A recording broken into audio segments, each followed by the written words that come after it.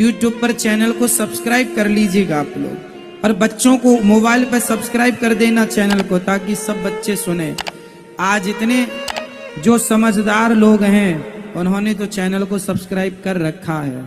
बस आप अपनी समझदारी का परिचय तुरंत दिखाइए, क्योंकि संस्कार मिल रहे हो फ्री में तो लेने में नुकसान नहीं है। क्यों जी, नुकसान है?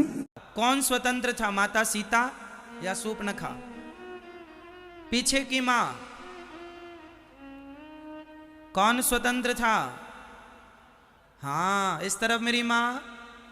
हाँ, सही उत्तर है। माता सीता स्वतंत्र नहीं थी। माता सीता लक्ष्मण रेखा के अंदर रहती थी। किसके अंदर? लक्ष्मण रेखा के। और माता सीता स्वतंत्र नहीं थी। उनके जीवन में संस्कारों की बेड़ियां उनके पांव में पड़ी थी। कौन सी बेड़ियां? संस्कारों की और मर्यादा की। मर्यादा की बेड़ियों में माता सीता बंधी थी, जबकि शूर्पणखा आजाद थी। कोई बंधन नहीं किसी का।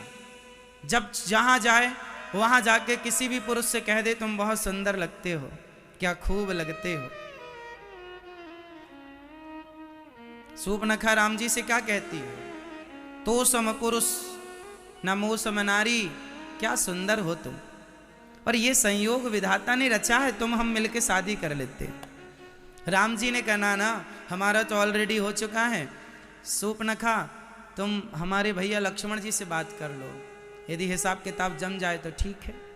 चली शूर्पणखा, सुनो लक्ष्मण, तुम भी कोई कम सुंदर नहीं हो, कर लो हमसे विवाह। लक्ष्मण जी बोले हम विवाह तो कर लेंगे, पर हम तो राम जी के चरण दबाते हैं, तुम्हें माता सीता के पांव दबाने पड़ेंगे दासी बनकर। बोले ये सब हमसे नहीं होगा, ये बंधन नहीं, हम स्वतंत्र हैं।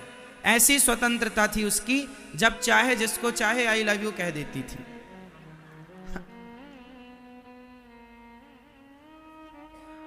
जो दिख रहा उसे अच्छा, उसी को I love you. Ram ji को भी कहा, फिर लक्ष्मण जी को भी कह दिया। तो ये स्वतंत्र है। जो नारियां स्वतंत्रता चाहती हैं कि हमें किसी का कोई दबाव नहीं, ना पिता का, ना माँ का, ना भाई का, ना बहन का, ना पति का, ना सास का, ना जेठानी का, किसी का कोई इंटरफियर ना हो, वह नारियां अंत में शूर्पणखा हो जाती हैं। इसलिए नारी के जीवन में बंधन जरूरी है। कौन सा बंधन? मर्यादा का।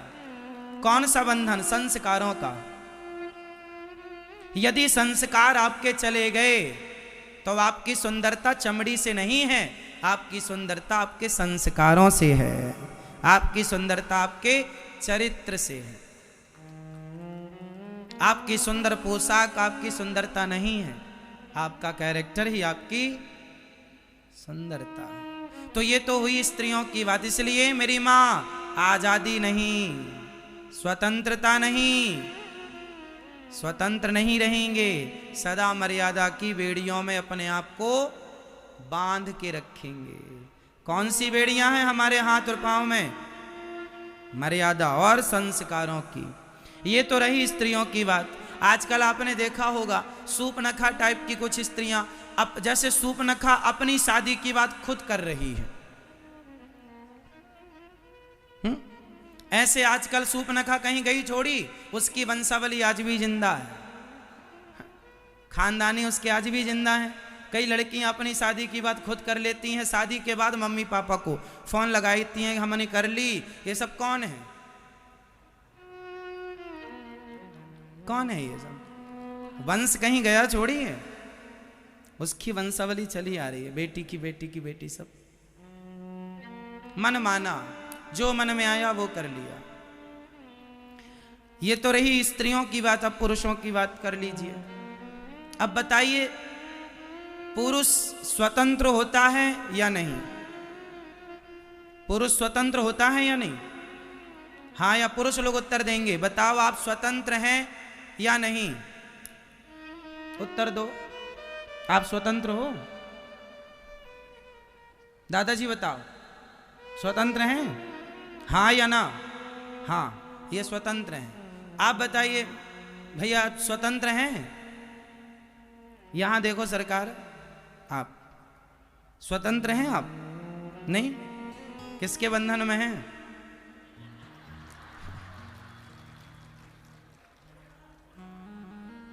स्वतंत्र समझ लो, स्वतंत्रता बिल्कुल अच्छी नहीं है। आज हमारे युवा स्वतंत्रता के लिए मरते हैं। हमें किसी प्रकार की किसी से भी इजाजत लेनी ना पड़े, हम इतने स्वतंत्र हो जाएं। भगवान राम और रावण, अब बताओ इन दोनों में कौन स्वतंत्र था? कौन स्वतंत्र था? रावण। रावण इतना स्वतंत्र था कि वह जब चाहे जिसकी पत्नी को उठाकर ले आता था। यह स्वतंत्रता थी उसकी, कोई रोक टोक नहीं। ना वो बाप की सुनता था, ना वो अपने गुरुजी की सुनता था। गुरुजी कौन? हनुमान जी कौन थे रावण के? हनुमान जी साक्षात शंकर जी के अवतार थे। तो हनुमान जी जब रावण को समझाने गए तो अपने गुरुजी की पूंछ में आग लगा दी उसने। किसी की नहीं सुनता,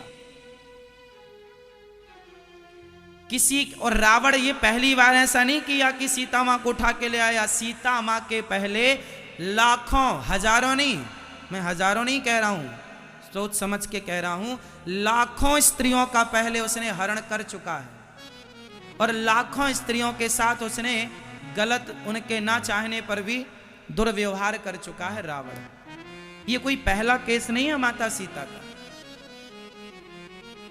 ऐसा था रावण, स्वतंत्र था, किसी की नहीं मानता था, ना गुरु की, ना पिता की, ना मां की, ना भाई की, ना किसी की, मंत्रियों की, किसी की, स्वतंत्र था। रावण किसी की नहीं मानता था। और राम जी, मां ने कहा वनवास जाना है, उस मां की मान गए राम जी जिस मां ने राम जी को जन्म नहीं दिया, अर्थात सौतेली मां।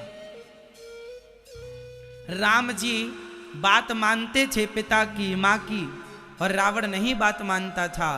तो माँ बाप की बात मानने वाले राम होते हैं और माँ बाप की बात ना मानने वाले रावण होते हैं। राम जी परतंत्र हैं जबकि रावण स्वतंत्र है। रावण के ऊपर कोई किसी का दबाव नहीं है। इसलिए जीवन में राम की तरह मर्यादा की बेड़ियों में बंध कर रहना चाहिए। राम भी बंधे हैं। किससे बंधे हैं? भरत जी आए, राम जी चलो वापस, मैं अपना राज्य आपको देता हूं क्योंकि मेरी मां ने मुझे कहा, मैं आपको राजा घोषित करता हूं। मैं नहीं चाहता, मैं अपने राम के चरण चाहता हूं। आप चलिए, मैं आपकी तरह वनवास में 14 साल, आपके 14 साल मैं गुजारूंगा और आप चलिए। राम जी नहीं गए। बताओ राम जी क्यों नहीं गए? भाई भरत जी ने तो कह दिया था कि मैं आपके बदले 14 साल का वनवास अब उठाऊंगा, आप जाइए, आप राजा बन जाइए अयोध्या के। बताओ राम जी क्यों नहीं गए? क्योंकि राम जी मर्यादा की उस रस्सी को तोड़ना नहीं चाहते थे।